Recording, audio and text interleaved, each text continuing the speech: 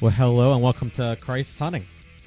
Today I got Brad Bathgate with me, and he is a really good friend of my wife, and they've known each other for a while, and we like to hunt. So I was like, dude, we should get on here. And plus, Kate has been like, get Brad on your podcast. And I was like, okay, we really should. So, Brad, why don't you just tell us about yourself a little bit, just what you do for a living and what kind of hunting that you generally do. My name is Brad Bathgate. I've been a hunter since as long as I remember. I got my hunting and safety license, or probably about 8, 9. But I've been bow hunting since I was 10, and kind of went more that route. We still do a little gun hunting, but basically been hunting for well over 25 years at this point. We do a little bit of everything, primarily deer, but then I guess I can't say primarily now because it's spawned into bear hunting and turkey hunting and everything. If there's a season, we'll hunt it. But Awesome.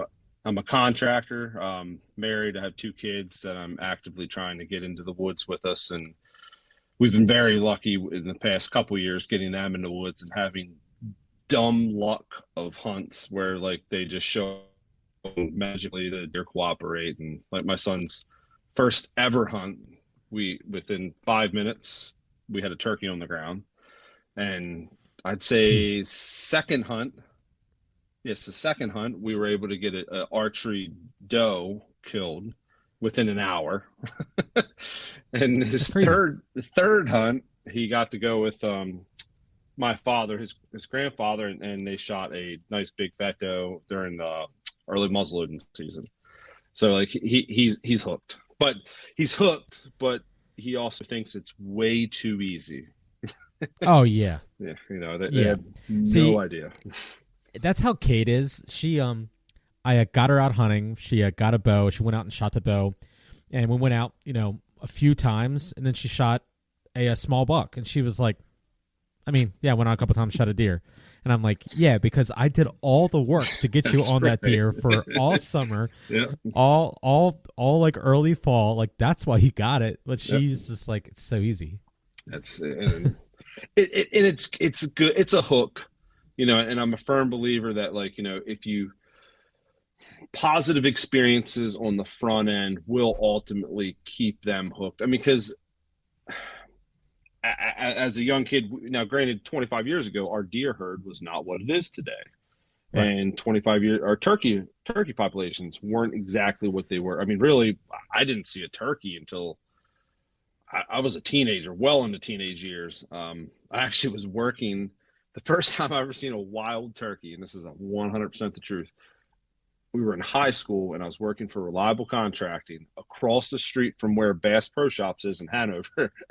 Jeez. We were pushing some trees down for that new building that's across the street. It's not new now; it's 20 years old. But crazy to think that in it. It's mind-boggling, depressing all at the same time. It is.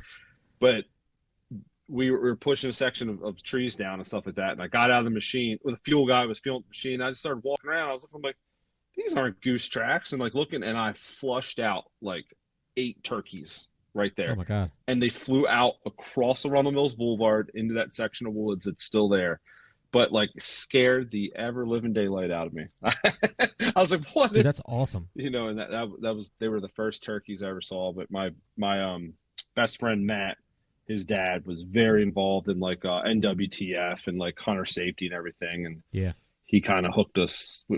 But he hooked us with turkey hunting, but at the same time, I didn't shoot a turkey for my first 3 seasons, and we went, I guarantee you, 3 to 4 days a week the entire season.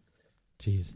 And didn't shoot a turkey. It was actually my second season, the end of my second season. We got my dad roosted some birds, and we kind of had a textbook hunt down on the Eastern Shore, but it was, now our turkey population, I believe, is better than a lot of people's, and it still takes work though. Oh yeah, because I've been trying hard for the past.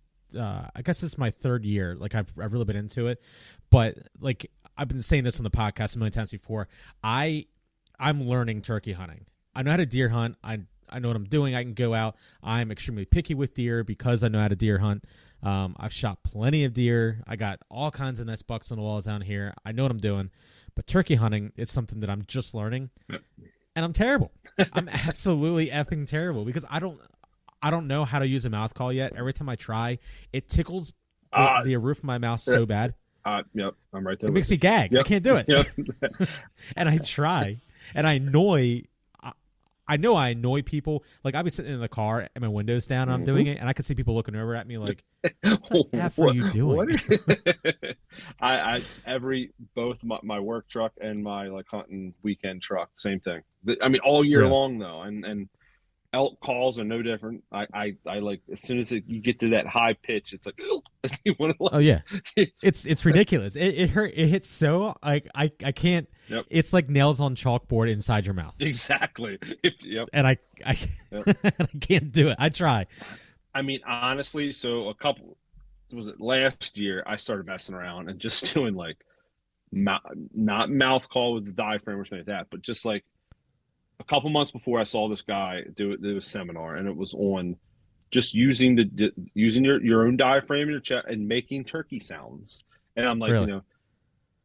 And they actually have, it's called like the live no call assisted, like, turkey calling competitions, and you just use your mouth, like, and you vocalize, and They actually have that? clucks and purrs and 100% and gobbles and Wow. I started messing around with that a little bit. I'm absolutely horrible, but that being said, I called in 4 or 5 jakes this year just using my voice, just clucking and purring. So Man. but most of the time I choose glass or a slate call. That's kind of my preferred method. Yeah, like I can do all the sounds with a box call and with a glass call and slate call and everything. I just don't know when to use them yet, and like in what situations to use certain calls. Yep. And I've been going with some buddies that are way better than me, and they'll like do certain calls, and I'll ask, "Hey, why are you doing that?" And I've gotten close to turkeys, but I haven't got a shot on one. Last year I could have shot one, but it was a smaller jake, I guess, or it was a medium-sized jake, and I was going to shoot because it was my first turkey, and my friend Marcus, he was like, "You could shoot that, but we know there's a bigger turkey out there because we had saw it earlier." And he's like, "It's like shooting, like a little 4-pointer when there's a really nice, 45-inch spread monster buck out there." And I'm like, "Well, I want the 45-inch spread monster buck. Like, I'm gonna wait now." And it never came back. Lost the opportunity, and it was within like 30 yards. Like, I could have hit it, but I didn't. That was my only opportunity. Yep. And I've seen turkey almost every time I go hunting. I see turkey. I just can't get them in close enough to take them out. And a lot of times that's exactly like that last 10%. Getting it, you know what I mean? Like, you're getting there. And that's great you're even seeing them, because a lot of people go seasons. You may hear them, but not actually physically putting your eyes on the birds. If it's a thick layout and everything like that, like down on the shore, how you got a lot of like the pine thickets and everything like that. And you could be within 20, 30 yards of the birds and not see them unless they step out in your little clear cut or whatever you're trying to hunt on, because minus private land, most of that public land is just, it's a disaster trying to turkey hunt in. But I mean, turkey and deer are so amazing to me because even if you're looking for them and if they're not moving, you don't see them. No, they blend in so well. Yep. It's amazing because it's not like they're camo. Like with deer especially, they're just this perfect shade of brown. Yep. Well, I mean, like I kind of want that kind of camo. 100%. Like they exactly like a native, native prey, or native whatever the animals are, whether it's a gray squirrel or a fox or any of them can just disappear. But I mean, completely, it's amazing. It really is. It's even like a 300 parlay, or let's put this into black bear. How you'll be watching and black bear hunting, you are literally like looking at the same little 20 to 25 yard shooting lane. And you're looking at that shooting lane for 5 hours, and it's like, out of nowhere, it just go, there's a bear. It's like, where the heck did you come from? Oh, yeah. But it's just black, like black absorbs all other colors, and they just appear. It's and I honestly think that's like the biggest selling point with me. Like when once you do it, and that's why I've gotten addicted to it. It's like, how does a 300-pound plus 400-pound animal just show up? Materialize. I don't know. Doesn't not. I mean, they are so much more quiet. You know how a squirrel sounds like a 10,000-pound wildebeest coming through the woods. But Yep. a deer just does the same thing, just but we're talking about a 150-pound animal, not a 300+ pound animal. I mean, the bear I just shot, the only reason I knew that was, which is a whole other story, we don't have to get in that or not, but he literally was trying to eat a cub to force the sow to go into heat. Oh, like one of the gnarliest things I've experienced yet in the bear woods. Wow, really? But yeah, and that's what they do. Like if the sow don't want to go into heat, he'll go after the cubs to eliminate them, and then it will force her to go into heat. That's so ridiculous. Gnarly. Yeah, so my foolish self decided to jump up and down on the stand and scream at the boar, and he did let the cub go, so I was successful in that in releasing the cub. Jeez. Then he did a loop around, and I had to make a very quick decision that it was either maybe have. I'm not afraid of bears. Like I've been around enough. But I was unnerved and just kind of on edge a little bit, and I was like, you're the bear I'm killing on this trip. Yeah, so. Bears, and it's. So you're saying you were unnerved a little bit, but that's the thing that's so weird to me. Because when I was asking you about this bear hunt that I'm going to go on with you, I was asking if I could bring a sidearm for protection, and you said no, and I'm like, what? so you're out there hunting them, and the only thing you can have is bear spray. Yep. And I'm going to take a bow to hunt. So that's crazy. No, it's 100%, and when we did it back in 2016, 2017 for the first time, my dad had shot one on the first night, and I guess we never really discussed. We were bow hunting. My dad and I have actually never killed a bear with a gun. We've only killed all of our bears with bow, and we're going into the bush to track. And mind you, it's pitch black. We have no idea where we're at. We're literally the guy, which he's become like a grandfather to me, Mr. Billy up there. He's so sweet and so knowledgeable with everything bear hunting, but he's our guide up there. We just take off and behind him, following this, you can't see more than 2 feet, through this brush. And I'm thinking he would have a pistol or a shotgun or something. No, it's just pitch black in the middle of the northern Canadian bush, tracking a wounded black bear. No, it's terrifying. Nothing. Oh, absolutely. And I didn't even have at that time. I do carry a pocket knife in my pocket now, but that's the only thing that I mean, I don't know. We've walked up on them, helping other people track wounded bears, and just dealt with it. And then we've also, just multiple other track jobs, and for the most part, you typically have some kind of confirmation that the bear, between the death moan or you hear it expire or something like that. But the ones that you don't, it's a little unnerving going into at first. But now we've gotten to the point where it's maybe it's naive. I don't know. Cameron Haynes has a good a very good philosophy on bear hunting. And it's. I understand it after doing it so much now. Cam Haynes sits on the ground 10 yards away from the bait barrel, and that's no BS. That's how he hunts bears, on the ground with his bow in his hand. His cameraman another 15 yards behind him, and he just lets the bears come in. He literally had him touching the tip of his broadhead. He's sitting there full, ready to draw, and they're nosing the end of his broadhead before he shoots them. He's crazy. Oh, at least we're 12 feet. Oh, it's we're 12 feet up in a tree stand. You may only be 15, 20 yards away from the bear, but at least we're a little bit I'm going to get him running at least a little bit of a jump start of getting away. Man, or eating. So I'm really excited about going, and that was one of the questions that I had. It's what do I need to bring? Obviously I'm going to be bringing my bow, bringing my camo. Yep. Bring my hunting gear. But what else do I need? Like you said, we're going to have lodging, but does that mean that I don't need to bring anything to sleep on, or? So with Betts Kelly Lodge, basically they provide everything for us, and so they run two options now. They just started this year. You can do all the lodging, bed linens, everything to live, and you can do it without meals for 22. That was the without meals option. Or what I'm telling people, like the other option is 25 with your meals included. It's a little easier. We did it without. We had a group of 12 that just went up last week, and we did without meals. It's it's it's fine, but then there's if all 12 guys like we did shoot bears, there's a lot of work that you're doing. It's not just you're hunting all day, you're shooting bears, you're taking care of bears all morning, and then that leads into the evening, processing the bear meat and everything else. So it's like all you really need, though, if you do the meals included option, your hunting gear, so all your clothing, thermocell, take a thermocell just in case, your bow, and your bows. We'll hit your bow setup real quick too. But rubber boots, I always tell people like knee boots, got them. just for scent.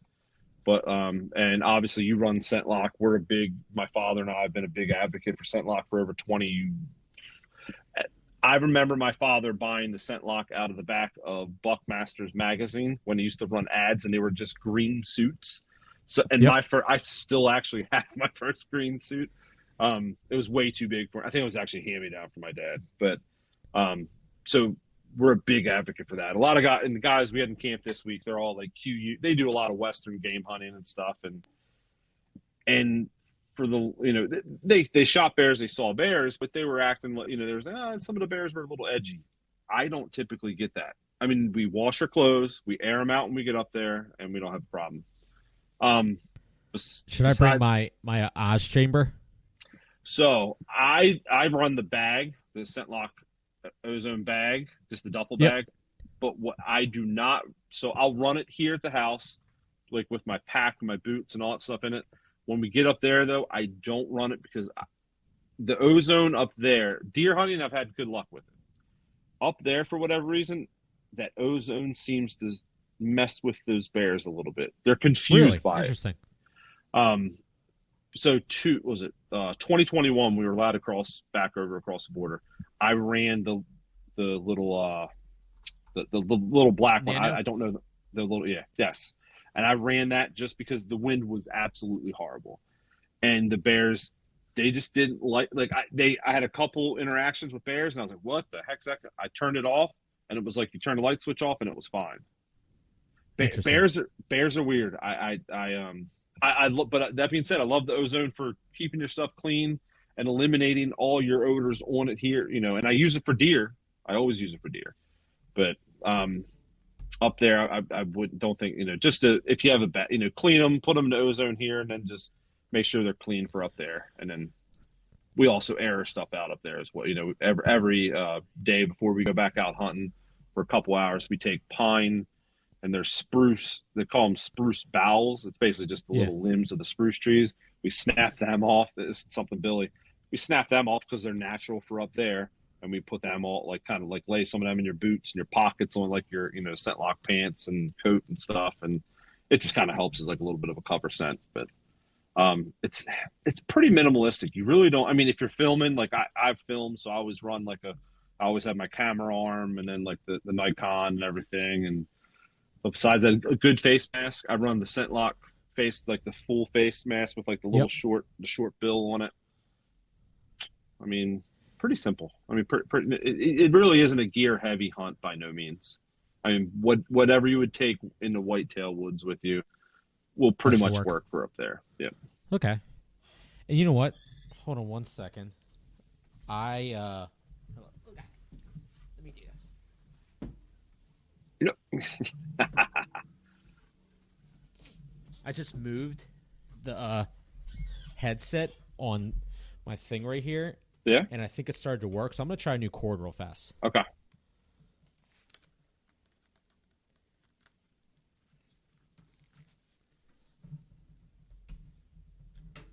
All this fancy stuff. Oh, my God. Holy, can you hear me? Wow. Yeah. Are you This is serious? great. This whole time it No was joke. that? Dude. I mean, I'm not going to say anything. It must be. I just bought this cord from Amazon like 2 weeks ago, and I spent like $30 on it, and it's not working. It's not working. But it's so weird because I could hear everything else on my laptop. Like if I hit like the sound at the bottom, like I could hear everything. Like I even have on here. Let's see. I even have like this. Like, haha, you're so funny.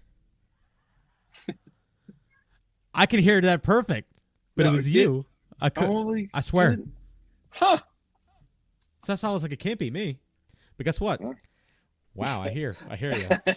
I can hear you now. Yeah, because I could like understand you, and I was like, I can understand. But man, you know what? I'm gonna call Amazon and be like, what the F? That you might get a refund on that one. Yeah, and it's funny because the last one I did with my buddy Noah, I heard him totally fine. I didn't change anything. Yeah, I don't know. Electronics, I hate. I hate electronics. I like it when it works. Yeah, well, yeah, that's true. Yeah, So, when did you get into hunting? Like, was it something that you did to get closer to your dad, or did you always want to do it, and then you were just drawn to it, or like, was it something that you just did because you just wanted to hang out? I would say I was probably 4 or 5 years old when I started going with my dad, and it used to be. I mean, this is going back like. We didn't hunt nearly as much as we do nowadays. I mean, like it was bow season came in September 15th in Maryland. My dad would hunt maybe the opening day of bow season and then a couple weekends after. And then basically it was so hot and everything, but he would try to get a deer early, and he did. Like and he, now granted, back then he didn't have a lot of buddies that bow hunted. And like the big farm we grew up on hunting, it was like it was like 800, 900 acre farm, which today is like a huge parcel, but nobody bow hunted it. So my dad had 800 plus acres to himself, Mr. Ted's farm.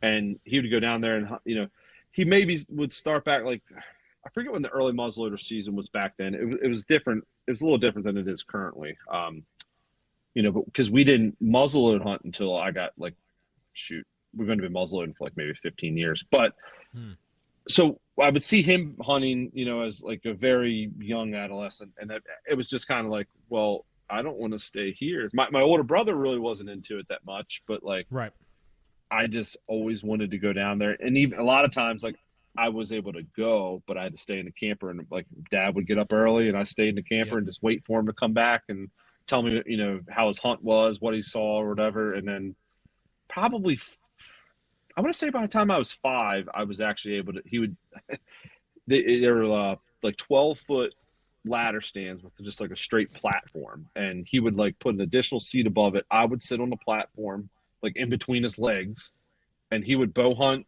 rifle hunt, everything. I think that's why I can't hear in my right ear, is because my dad used to pull up a 7 mag above my head. Oh God. Oh my, I can't.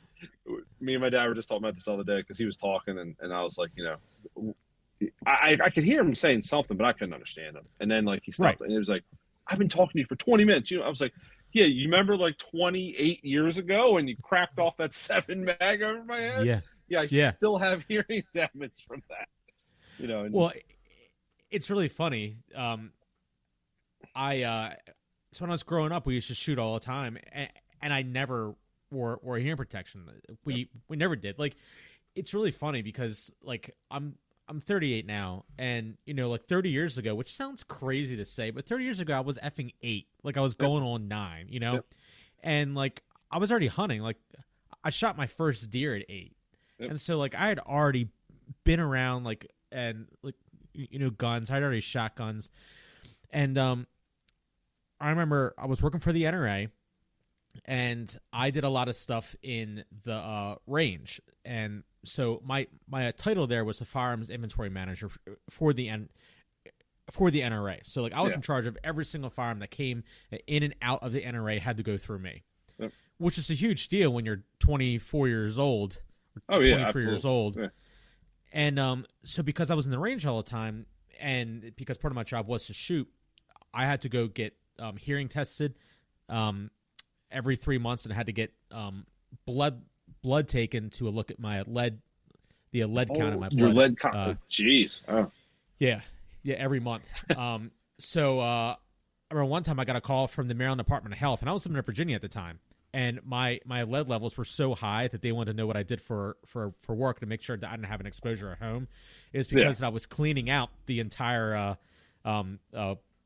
range, and I was just inhaling lead. Inhaling lead the whole time. Yeah, Good and then I went and got a grief. test like a week later. Yeah, so I'm sitting in this isolation booth, and it's my first test I had to do while I was at the NRA, and so I'm sitting there, and she's like, "When you hear a beep, you press the button." I'm like, "All right, that's easy enough." So I'm sitting there, and I'm like, and she comes in, she's like adjusting everything, and she goes back out. And she comes in a minute later, and she's adjusting everything. She goes out, she comes back in, and then she's like, "Do you know what you're supposed to be doing?" Like she was like irritated with me, and I said, "Yeah, when I hear something, I click it." She's like, "Well, I've been clicking or I've been beeping your left ear for the past 5 minutes," and I was just like, "I didn't hear anything." She was like, "Oh, come to find out, 25% left in my left ear." Yeah. And what happens is when you're a righty, when you're aiming down, your left ear is facing towards the muzzle. Yep. Facing towards the muzzle. Yep. Didn't know, but it's a reason why. Like, if I'm in a crowded bar, like the doctor said I should get a hearing aid in my left ear, and I'm like, nah, it's okay. But if I'm like at like a crowded bar or anything, I physically cannot hear you if you're on my left hand side. Yeah. You got to. So I go out to drink with you. Yep, I got to sit on everybody's left. Me and one of my old buddies, Eric, same exact thing, because my right's messed up. We literally will go, and then it's his left.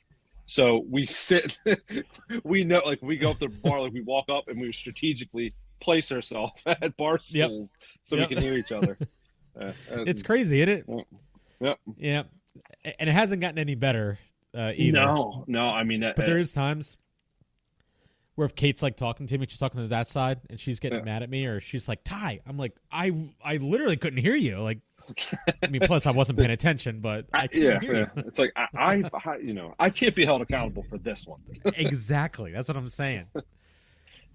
So, you were hunting with your dad, you got into it, and you just kept on hunting, and you just grew into it, or it kind of took over. I mean, I don't know. I like all through school, I really wasn't. I've never been into sports. A lot of people are like, "Oh, you didn't play sports." I was like, "No, I didn't play sports," and I always just wanted to be hunting and fishing. I mean, I've never played a sport. I don't watch sports actually. I mean, not because of just the political stuff and all that. I mean, I kind of used to watch the Ravens because my dad did enjoy like football and stuff like that. But like, we've never been a baseball family. I mean, I would go to baseball games occasionally, and honestly, it was just to drink and beer. Yeah.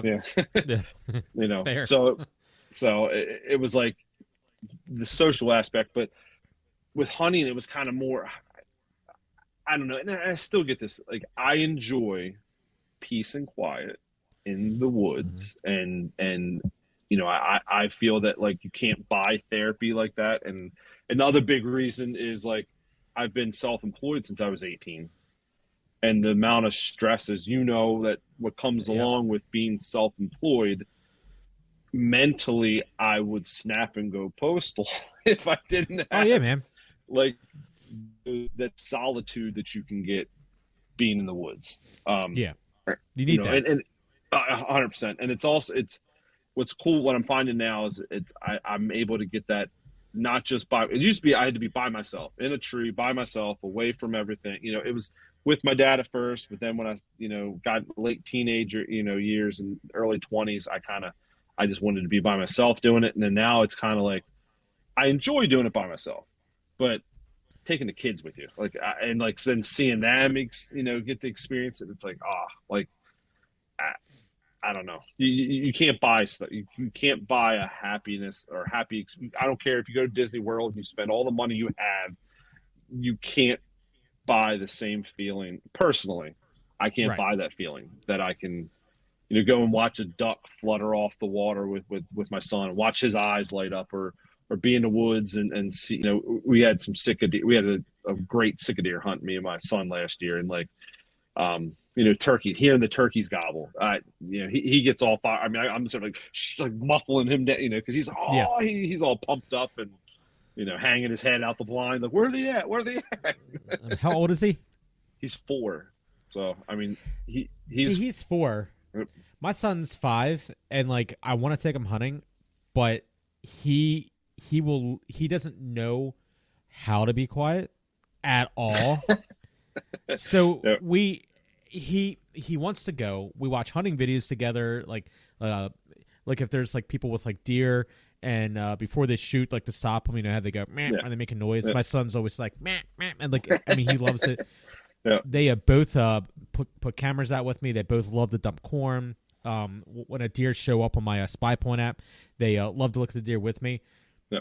It's just sometimes I want to get in and out really fast, just because I only have a certain amount of time. Yeah. And like Kate wants me to take them, and I want to take them, but instead of getting in and out, sometimes it can take me an hour and a half to do something that takes me 30 minutes.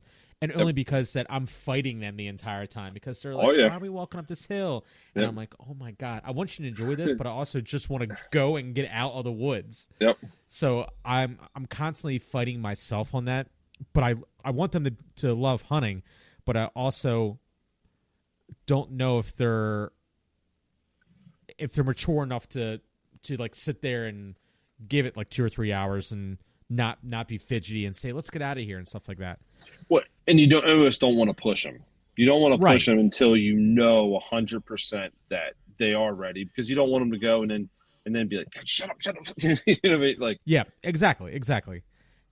So I mean, I'm really afraid of that. I'm afraid of, like you're saying, scare them off by telling them to do certain things, and they're just not mentally ready for it, just because they're young kids. I mean, they're 5 and 3, but I don't want to. I don't want to miss the opportunities to get them involved now, but I also don't want to overstimulate them to the point where they don't want to do it either.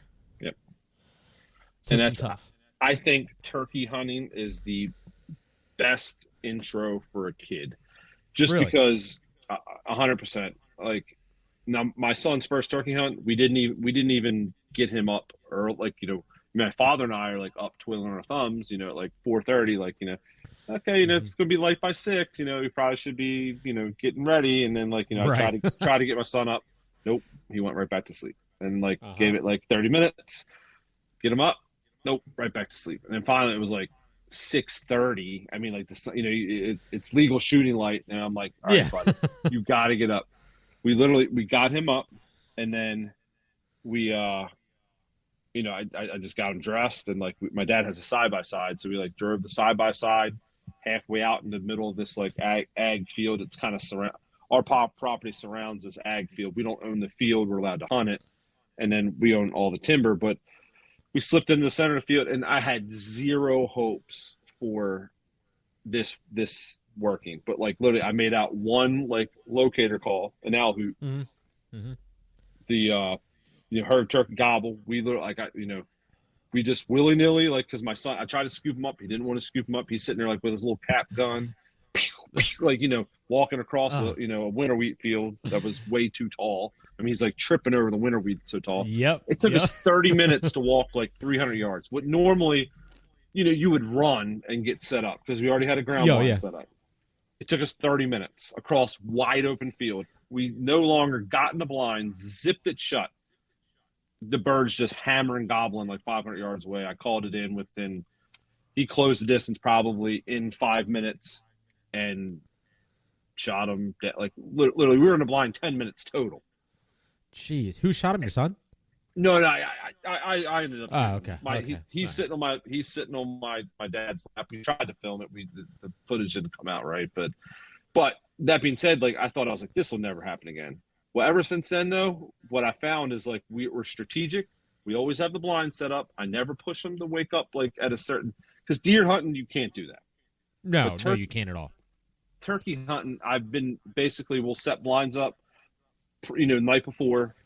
We'll make it so we have like an entrance and exit route that we can kind of like pop out through the woods. I mean, it doesn't work everywhere, but like even if we don't, like, we've had some unsuccessful turkey hunts this season, but he just just everything. We had a woodpecker that was banging on a tree for like 30 minutes, and that he stopped talking about the turkeys this year. Now it's always this damn woodpecker that he was obsessed with. It's just I loved it. I mean, he's sitting there like hanging his head. I was like, Dad, are you hearing this? I'm like, yeah, I hear it, bud. He's like, oh, Yep. he's right there. And I'm like, and then like just playing with the bugs. I mean, playing with, it's, I think like just from turkey hunting, now it's, now he's bear hunting. He wants to come bear hunting with us. So oh boy. Can't do it in spring because of the bugs. The bugs are bad up there, but the fall, there's little to no bugs. So I think not this fall, but fall 24. Actually, fall 24, we're planning on doing like we're going to do like an all dad, like, dad and kid hunt, kind of like, Ooh, maybe cool. like 7 or 8 dads, and then we all bring our kids, and then instead of hunting the stands, we're going to run pop-up blinds so we can have and a lot of my buddies have like more your kids' age, like, the 5, 6, like, they're a little older than my son, but I think it'll be, especially because same thing, you don't hunt mornings with bear hunting, you're only hunting the evening. You can kind of slip in a little later. You can hunt in a ground blind, so you're kind of everything's covered. Your scent's kind of covered, your movement. If you want them to have a tablet so they can play with, that's fine. I've tried, honestly, personally, I've tried to steer away from the tablet a little bit. Like, I'll let them play on it a little bit, but I have some buddies that kind of would just let their kid, like in a blind, like not absorb, and then but it's like as soon as he puts it down, he'll start being, squirrels chasing each other around. It's like, or a blue jay flying in, and it's like, enjoy that, buddy. Like, you don't need the tablet right now. Enjoy all this. Exactly. There's something about just being in the woods, like in the mornings too, and just watching the entire woods come to life and like wake up. I mean, it's like eerily quiet. It's like eerily quiet, and then all of a sudden, you feel the light hitting you, and you can feel it get a little brighter, and then you hear this bird and that bird, and you start hearing all this stuff, and then you see a fox run, and then you're like, wow, like literally, like everything was asleep, just like me, and now everything's coming to life, and it's really cool. And the thing that I want my Sunday experience is like what I always call them is a Tweety birds with combat boots when you're deer hunting. Oh yeah, you're just sitting there and you're like, that's a monster deer. That's a big deer. You look around and it's a bird this big, and it's just like jumping exactly. around. It's like, how does that happen? It always happens like that.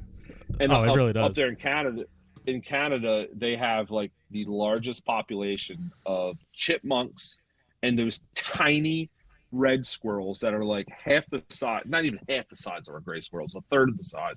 And I swear they have lead in their feet. It's just like pump, pump, pump, it's like how? How does a squirrel that can't weigh 8 ounces make more of a sound there again than a 300+ pound black bear? I don't get it, man. Even moose, like a moose, you'll be sitting there and like 1,000-pound animal, and it's like you turn around, and it's like, holy crap, there is a moose. It's like, where did you come from? It's deer is more. I mean, to me, there's been times where I've been hunting a field, and I'm on the edge of the woods, and I'm hunting field, and there's no other woods in front of me at all. Yep. Like I'm on the woods, and I'll be standing there, and I'll be looking out into the field, standing with my back to the woods for an hour, not moving. I'll turn around. I turn back around, and there's 2 deer in front of me. And I'm like, where did you come from? Like, where in the world did you just, like, it's amazing. And it happens to me a lot. Like, to the point where I'm like, okay, I haven't seen a deer in a while. I'm going to turn around for 2 seconds and then turn around and hopefully there's a deer. Like, it's really is amazing how they do that. And it's true. It's that reverse psychology, It is. That's what I'm trying to do. Yep. So my goal that I've been telling Kate is I want to buy land desperately. So we I think our goal is we want to try to pay off like our cars, and maybe not like both of them, but at the same time I also am going to get a new truck when I turn 40. So I'll be 39 in next month. Oh my god. Oh, I'll be 39 next month. Yeah, how old are you right now? Are you 39 Um, yet? no, 30. I'm 86 with that. Is that Oh, 36, because you're turning Kate's age, 37? aren't you? You're Yep, Kate's age. Yeah, I yep. forgot. Yeah, you're a youngin. Youngins. Yeah. But So when I that's why turn we're doing the 40, moose. We're doing hey. moose for our 40th. So, Oh, okay. Yeah. but Well, so you might be 41, 42, but you're more than welcome to come along, man. I Just do want to. I was telling Kate. She said that she wants to do that one. was so look, you can bring like I think it's like $1,000. Like if she wants to hunt, I mean, if she just wants to come with you, No, it's she like a wants to hunt. thousand. She wants. Oh, she wants to hunt. Oh Oh, yeah. okay, Yeah. fair enough. Yeah, you know, I was telling her. Yeah. She wants to get back out there, man. She didn't get to do it the past couple years because she started popping babies out like crazy. But Well, I mean, um, it's partially your yeah, fault too, but well, this is true. Partially my fault. Uh, but she does want to get back out there. yeah, But I want to buy. Like, first thing I want to get is I want to get a bigger truck. Like, I have my F-150, and I love my F-150. It's the third one that I've had.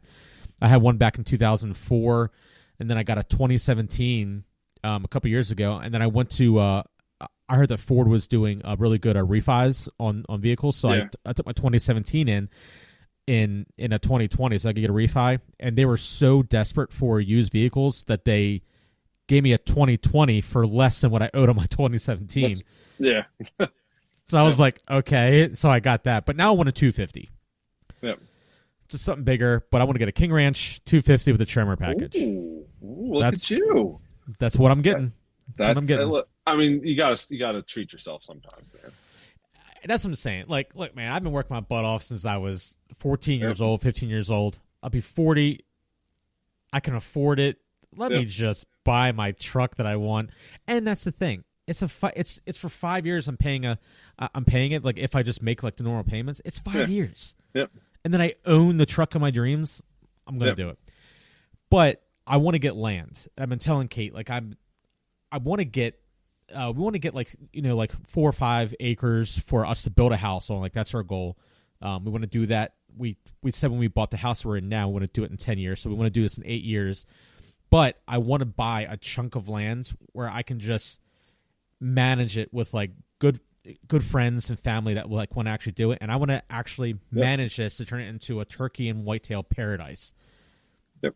And she's like, yeah, go for it. So if you want to get in on with me, let's get a chunk of land. You just let me know, man. I mean, I always have my eye out for property. I mean, and I can't. My wife and I have had to talk, as well. This is the same thing. It's like I have a small piece that I kind of am.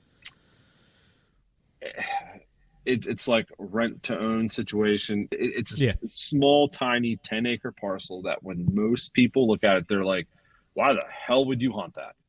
But it is the most productive. No, it's the most productive piece of property that I have ever hunted. I mean, really? like deer, like, and I'm not talking about monster bucks. I've my buddy Sam's gonna kick my ass if I can't think of this as saying it's the spoon and crockpot club. Oh my god, that's great. Spoon and crockpot. Yeah, the spoon and crockpot club. I love the thought of like managing the property, which you need a healthy herd of deer, and I'm 100% for that. Like, you shouldn't be shooting 1.5s and 2.5s and stuff like that. And you got to let you got to do some form of supplemental feeding. You got to make sure there's water on the property and all that stuff. And and you can't do that unless you own a piece of property. If you're in a club, I agree. you can throw some feed out, which we do, and we belong to. We belong to Glenbrook Rifle Club, but it's like there's so much little BS drama that happens in them clubs, and everybody wants to be in whenever like, oh, you're shooting deer. Like my dad's had a very good run of hunting in his spot, and it's just like everybody encroaches and just kind of like hones in on his little his tiny little one acre that he's hunting on amongst 400 acres, and just to have an 80 to 100 acre piece that you can put your food plots where you want your food plots, put your stands where you want your stands. Oh, you want to hunt, what I mean? Bring your friends, like, if you want to come help us, sure. When it comes time for rifle season, absolutely. Come on down, come go hunting, that is ultimately, I think that's all of our dreams. Like Yeah. or like our tiny or our circle of people. That is, you go to work, you make money, and you buy a piece of land and enjoy it with your family. And it's really I funny mean, that you say that because I had a conversation with my cousin on like I think it was like episode 2 maybe about how yeah, many things in my life that I have done because I'm a hunter, or how many things I've based decisions off of because I'm a yep, hunter. yep. It's crazy. My you want to like so this is horrible.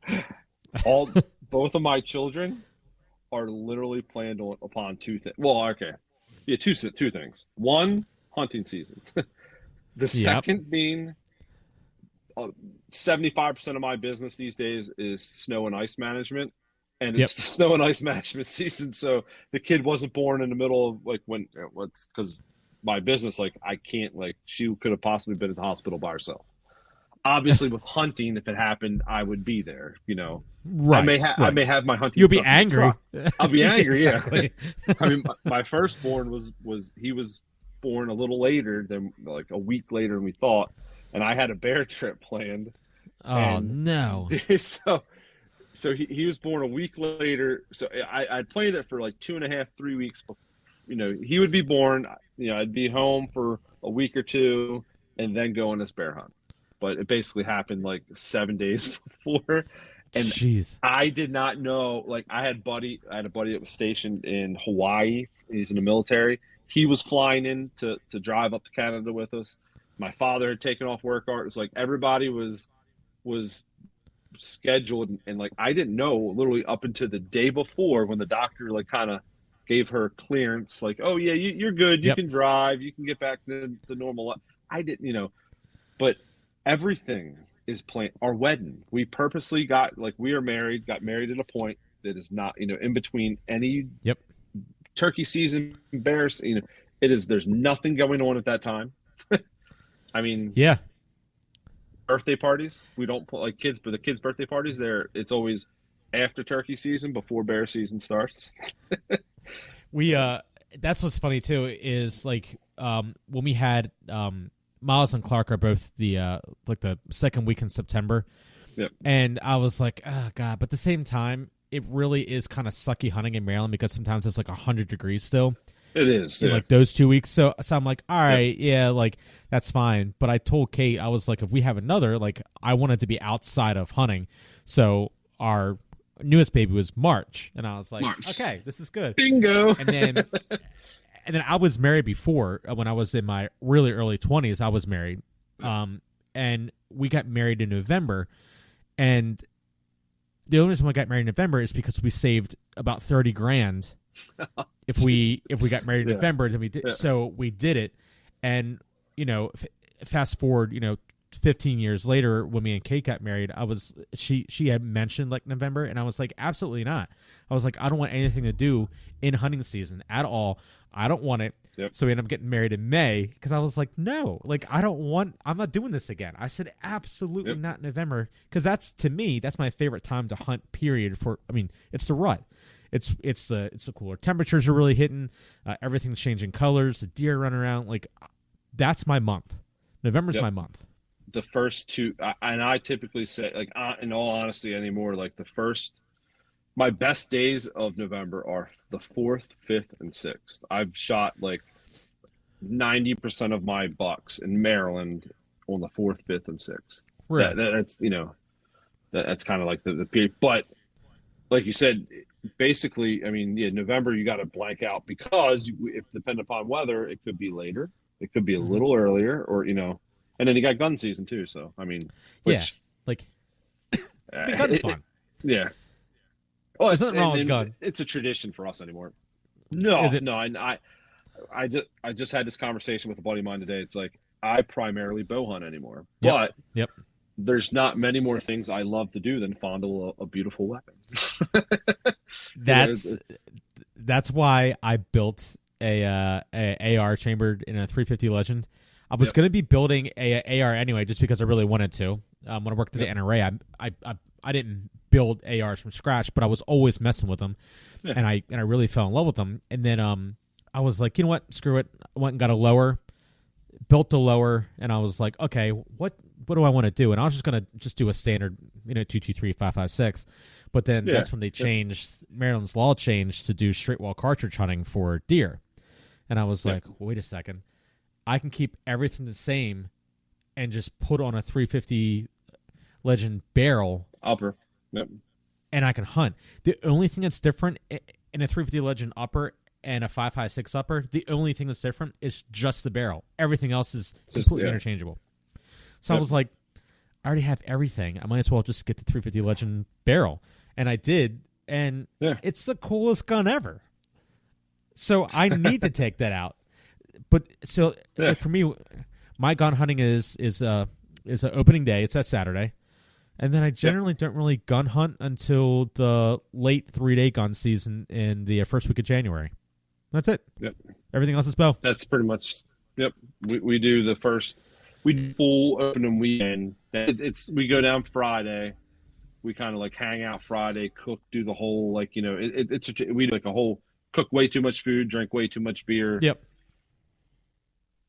Pass out by 9 p.m. and then wake up. You hunt hungover opening day. Hungover and go out and we will hunt Sunday. Typically it's an evening only hunt. We're not getting up in the morning because we typically drink too much beer that night too. But honestly, we used to do the full first week, but by that point, because I also hunt a lot of the Howard County managed hunts, and when you're if I add in the managed hunts along with all the early bow season, early muzzleloader season, and then hunting bow all in between it. And now where we live now, I literally have a lock on and a ground blind in our backyard that I can hunt out of. So if I add in all that hunting along with traveling, the few travel hunts I do, I'm burnt out by November. When gun season hits, but that late January hunt, as long as it don't snow. We went through a bad 3 years in a row where it freaking snowed every late gun season, and I didn't my guys were sending me pictures, and that's where my dad's killed his biggest bucks is that late January gun hunt. It was 3 years in a row he shot 3 bucks, back to back years, and because they're so heavy on the feed at that point. If you have, which is nice. Yeah, the one night he's sending me these little videos. It's just parades of here, just messing on all the little, the 1.5 years, 2.5s, and does and all that, And we're actually starting to get a few sick deer down there. It was predominantly all whitetail, but this is dry land, not marsh at all. This is farm. Yes, it's weird country. But where's this at? It's Mardella Springs. What county is that? It's Wicomico. Oh, okay. Yeah. Yeah, I didn't really think there was Sika there. So you always hear him being in marsh area.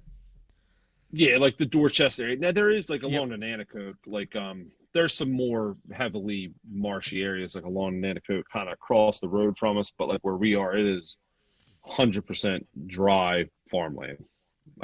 Well, minus the one water hole that me and my boys just built their box blind right next to, but it's a fun piece of property. But that being said, it's still we need our own piece that we can do whatever we want whenever. That's what I'm saying. Deciding where you want to be. Do you want to be in flat country or do you want to be in the mountains? That's where I'm at in my hang up with it. I feel like flat country you can get bigger bucks in because you can plant better food to really get I think where there's better food there's gonna be better genetics just because that the bigger deer are going to be looking for that. And plus if you're with a nice field in flat areas, you're going to get more wildlife, I think. Mountains are fun, but I just think you're going to get bigger animals flatland. That's just my opinion. What do you think? I've been kicking it around. Back in the day, I would 100% agree with you. But currently, I got a couple buddies that are in the Washington. I think it's Washington County, and man, now granted, it is hilly and there's mountains obviously in Washington. It's where Green Ridge runs through it and all that stuff. Yep. but they The hunt Flintstone area. the Flintstone area, yes, like and south of 68. But like, man, Yeah. there's like I mean, there's some serious agriculture, and we got to go there on a bear hunt. Well, I think it was my father's tag, and you're allowed, the main hunter, and then you're allowed two others. So we kind of all split up and we're hunting. The very first day, I guarantee the second or third largest whitetail buck I've ever seen, both body Really? and rack. I had it 20 yards away from me with a 7 mag in my hand because we were bear hunting. And I you can't do literally anything like about it. I literally went opened it, popped the mag out, hung the gun, and I'm like, I am not getting in trouble today. And then after that, it was a beautiful 10. I mean, just a massive, probably a 4 or 5 year old buck, had to be close to 200 pounds on the hoof. He came up, and I'm like, I've always been told, like, I never really deer hunted in the mountains. We turkey hunted a little bit, but I never really deer hunted. And then I saw that buck that evening. I saw a beautiful, like, probably a 3-year-old 8-point, just beautiful 120, 130 inch ish. But then we hunted Monday, Tuesday, Wednesday, and Thursday that week. Every day I saw, in my opinion, what would be well over a shooter buck or better. And so it's like, I never would have thought, like, I don't know. The cool thing about down on the shore, like you said, is agriculture. You can plant easier. The ground, you're not dealing with the rock and all the other stuff and just Exactly. like getting in access. Like that particular property, a part of the reason why we were able to go hunt it is the guy needed, like, I think it was 20 acres brush hogged. So we went up there for like a whole weekend, probably more than 20 acres. And I ran a tractor for like a whole Saturday and half a Sunday, like just brush hogging this guy's. It was a hay field that he kind of let go, and then he was trying to get it like back in the hay or something. So I brush hogged, and he had a guy come in and spray it. But just to get back, like, the logistics, like on the shore, you just drive everywhere, and you have all these nice access. Well, there, I was on top of a mountain. You could, I mean, like, getting the tractor in there, it was like, a 1-to-1 slope that, like, I thought I was going to die just getting the tractor back in there. And I'm like, well, how would you harvest this, like, you're not going to get anything bigger in this little 40 horsepower tractor, and you need to get something bigger. So I guess logistically it does. There's a lot more issues if you're in the mountains. But look, if there's big deer there, I'm willing to do a lot of shady things. So Well, you know what I mean? It's,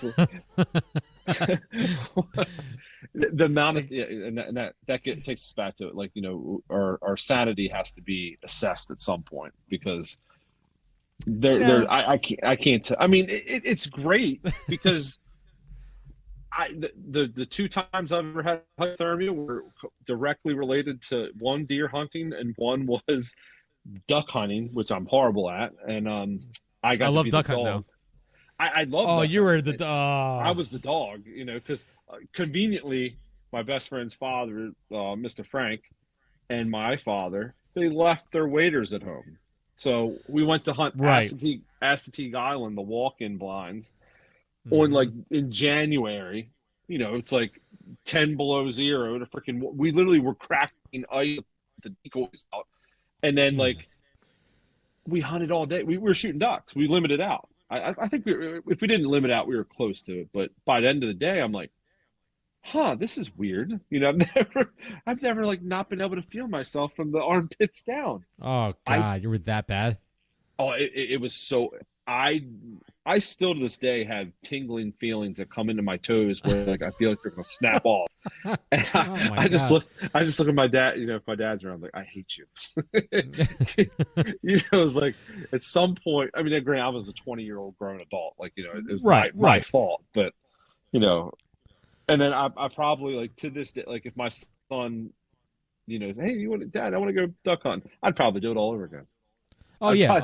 For sure. The one time I went duck hunting, so when I worked at Bass Pro, like, I did it a couple times. Yeah. Like, I just don't have the land for it, so I just don't do it. But I really enjoy it.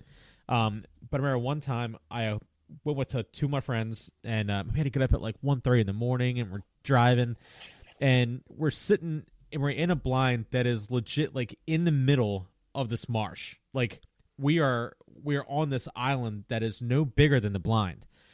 And I just remember it started to like rain, and I was fine. Like I had waterproof stuff on, but then I just remember the lightning and the wind was crazy, and it was so bad. And I remember my mom kept on calling me, and I'm like, I can't answer because I can't hear anything. I don't want to take my phone out because back then your phones weren't anywhere close to being waterproof, and it's not like you got like weather alerts or anything on your phone then. Yep. And I just remember being like, we're all looking at each other. We're like, wow, this is actually dangerous. But we're like, we're probably safer in here than we are trying to get in the water. Like, I mean, I can't. It's so bad you can't even see anything. Yep. Coming to find out, a tornado probably missed us by a few hundred yards. We had no idea. Tornado, like a tornado dropped down right where we were and went right through. We had no idea. We were just like, we couldn't hear anything. I thought it was just the wind and but it was actually a tornado. Crazy. It's and there again, it's like there's your sanity. That's nuts. But do you want to go again? It's tomorrow? A good story. Yeah, yeah, exactly. So you want to do that again? And I hope that happens again. Yeah, yeah. I got buddies that are actually up at Betts Kelly Lodge right now hunting, and oh wow. The day we came home, rain moved in, and then like all them wildfires, smoke and stuff. It's a blessing and a curse. They're not dealing with the wildfire smoke, but it's been pouring down rain since they got there, and they've been hunting in the pouring rain, up to this point. Hopefully it breaks for them tomorrow, but Keegan was telling me tonight, like literally it was raining, so it's like knocking his arrow off his rest, and like he couldn't. They said he was like, you're only 15, 20 yards away from the bait barrels, but and he was like, well, get up and give it a go again. It's like you just sat over, because you sit for 5 or 6 hours. You're over 15 hours sitting in a pouring down rain. Now, mind you, he is on before we got out of there, we kind of set him up on a very large bear. So he's trying to get over the 300, get into the 300 club, and that'd be cool. It's because it's a whole different animal. But yeah, right. So once you shoot a 300-pound bear, it's kind of like then you want a 4, then you want a 5, and all that stuff. But you want a grizzly, and oh, well, that's my dream hunt is grizzly or just a brown bear or whatever. Because I mean, it's just the money. I mean, you're talking 25 plus easy, plus logistics. When you add like logistics in addition, you're probably going to be $30,000 into the hunt. I mean, which crazy. That'll probably be when my kids are grown and I'm not paying child care and all, all the other, it's not unattainable, but it's one of them things where it's like, you really have to, for ordinary people like us, you have to plan accordingly for that. Yep. I mean, exactly. But you can do it. Yes, and it's just you just gotta be disciplined, and a lot of people, and I get that. The older we get, the more and more, it must be nice to go hunting all the time. And I'm like, listen here, we're all allotted the same amount of time in a day. Yep. I choose to make my decisions differently, and I make sacrifices differently. Like I don't have nice clothes. I don't have, I have like. I do it without a lot of like nice luxuries. Just so happens I put all my money in hunting and fishing stuff. Yeah, exactly. And if in trips, and we're I'm kind of trying to turn it into a little bit of like an outfitting business. A little bit at least like a booking agent for them.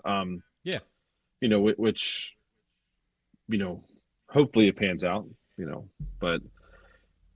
Ultimately, I just whatever it takes to stay in the woods and kind of just keep making more new memories and create putting yourself in crazy experiences that you're not going to experience sitting at home on the couch, like you're just not. And a lot of people don't understand that in this day and age you don't know if we're going to have tomorrow, so why aren't you going after it today? And exactly. Just go. Just enjoy yourself. Just go and do it and make those plans. Plus, it's super fun just to be able to make the plans. You have it, all the time to look forward to it, and yep. And a lot of time, like the planning and prep for trips is almost just as fun as the trip itself. It is. Yeah, You know, exactly. It's very and true. enjoying and I'll see that, and I can say this too, just from taking a lot of guys like on hunts that really ordinarily don't go on hunts. Like, put your darn phone down when you get there and like absorb it. And if you're Yeah. taking pictures of everything to show your wife and kids and all that, that's great. But like, sit down and because I got to experience a few older guys absorb it, and then people that were just kind of, I don't want to say stuck in like that new era of like, in your phone the entire time. It's like, hold on, slow down, Right. shut down the engines, recharge your batteries a little bit. That's the whole point. That's the whole point of this. That's the whole point. Yeah. And then, I had my goofy buddy Rob and Eric. They're jumping out there, like beach whales floating up and down the Miramichi River and enjoying the whole, I mean, just acting like kids. I mean, they're grown ass adults and like, just acting like kids. And they killed on. They were two of the three guys that shot on Monday night, so they were done. They first night shot the bears, and they just hang out and drank their asses off all week and and had a blast. And it just sounds like fun, It's bear hunting is, in all honesty, like, you don't need to be physically in shape. You don't. I mean, mentally, because it's a lot of like, you're just sitting there staring, and you got to be ready when that time comes. But it's like, it's for everyone. I don't care, man, woman, whatever, whatever background you are. Like, it's, and honestly, all hunting is, whether it's whitetail hunting, anything like that. Like, it's not like anybody can do it if you want it. If you really want to do it. And we actually had this past week, we had some wounded vets in camp with us. Well, one guy, Chris Milaro, that Chris, if you watch this, I know I botched your name. I never pronounced it right. But I met him like probably 15 years ago in Howard County. It was like a vet hunt. They would always do the or Howard County Fairgrounds they own the farm across the street, and they would kind of black out some dates, and we would take some vets hunting for the day and all. And I met him years ago at that hunt, but he never hunted or anything, but he basically claims hunting as saving. I mean, if you ask him, his exact words were, "It saved his life." He wouldn't be alive just because of he experienced a lot of stuff overseas. Yeah, and and that also transfers. Not necessarily my best friend's in the military, and some of the stuff that he didn't grow up hunting either. My dad and I got him into hunting, and same thing with him. Like it's like. It's that mental reset that you can't get that from a therapist. You can't get that from it's the only way you're going to get that is going and experiencing nature and absorbing it and shutting down your engines, turning your phone off. Just that is therapy in and of itself right there. Exactly. It's just a different kind. That's it. God, I can't wait to do this. Like, Kate's been like pushing me to do the, not only push me to do the hunt. Like, I want to do it, but I never want to be like, hey, I want to spend this money and do it. But she when you had posted about it the other day, or what was like 2 weeks ago, I was like, I like commented on it, and then Kate was like, so I've already reached out to him. Like, that's going to be your 40th birthday gift is you're going to go.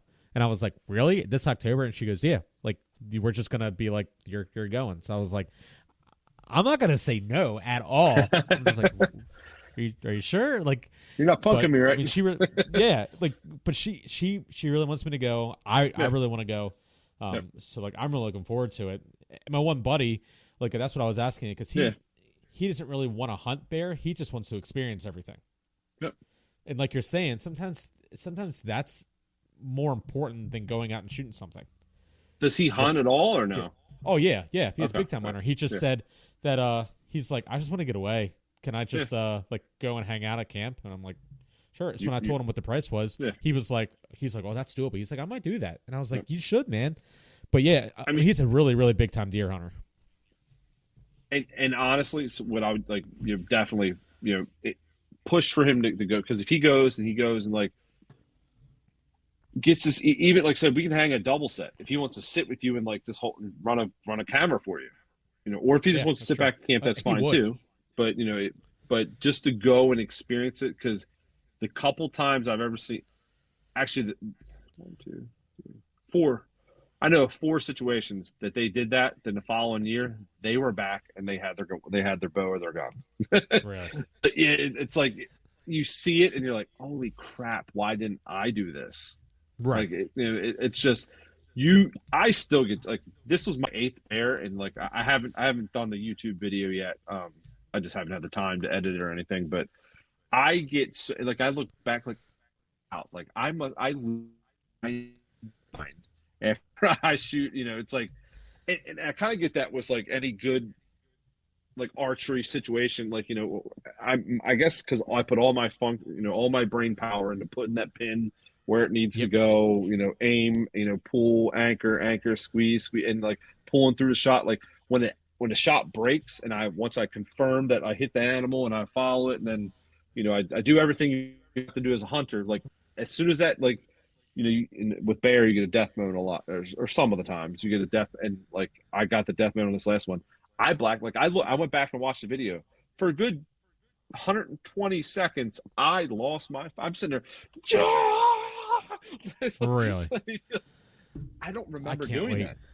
I like That's I hilarious. had and it's like that's the eighth bear up. You would have thought that like and I was telling my dad, like I kind of I said that out loud. I was like, you would have thought that I'd be over that, but then I stopped myself and I'm like, you know what? I hope I never stop that. Right. Exactly.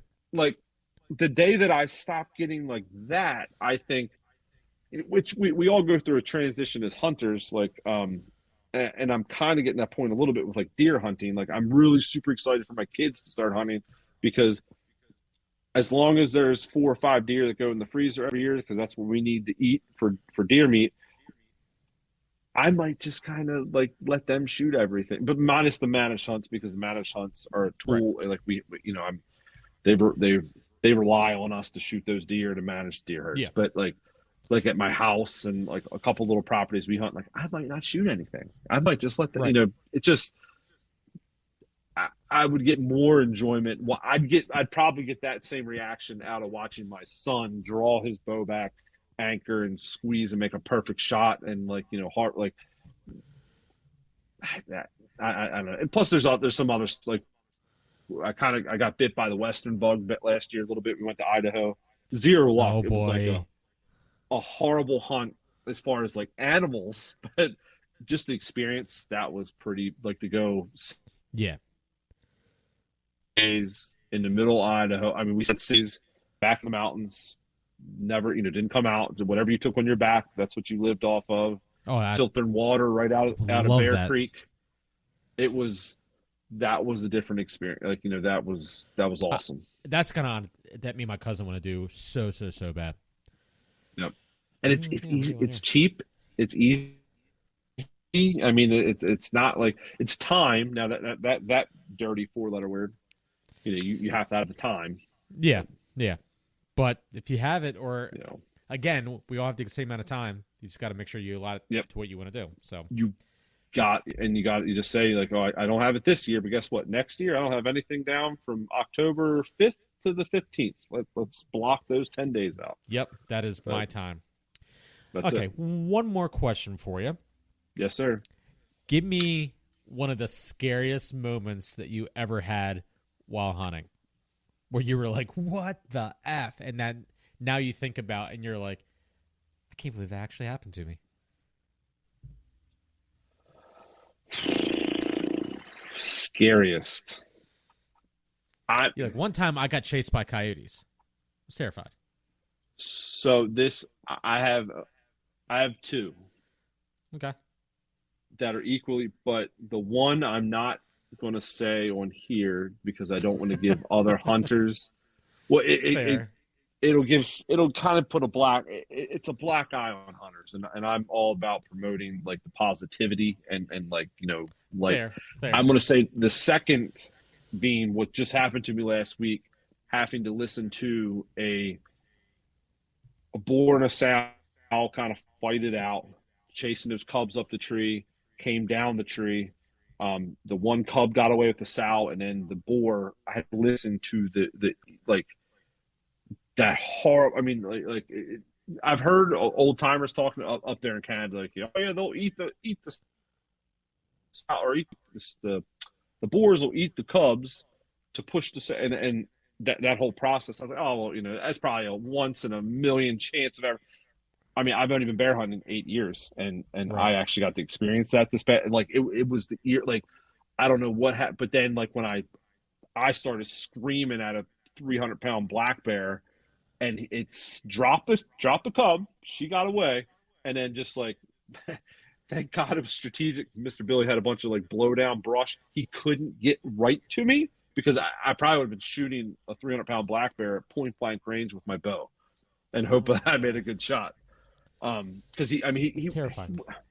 he came and he was coming for me, but he couldn't get through the brush pile, so he had to loop around. And when he popped back out, it just so happened the damn bait barrel's there, and thank God Billy gave him the feed that day and poured the delicious caramel sauce all over the barrel. Yep. He was Yep. he was coming for me, and then stopped and like backed up, and then it was, I mean, he was all like swole up and everything. It was like my heart was good. I've never like I said, that's the only time I've ever been like kind of like gestured or kind of like reacted upon physically by a bear. Right. But blood pumping 100%. Like I said, and That's terrifying. Can't wait. Well, but and then when you do, but it makes you feel. Like I said, Makes you feel alive, almost dying. It makes you feel alive. I've never done drugs, and I never will. And it's like I don't even like it. It's always hunting and like the adrenaline rush that you get. You can't. There's nothing you can do that can reproduce that feeling. I mean, like I said, and the other time, I'll tell you that at a later moment. But that fair, was fair. That actually turned into a somebody went to not myself, but somebody went to jail. I can imagine what happened then.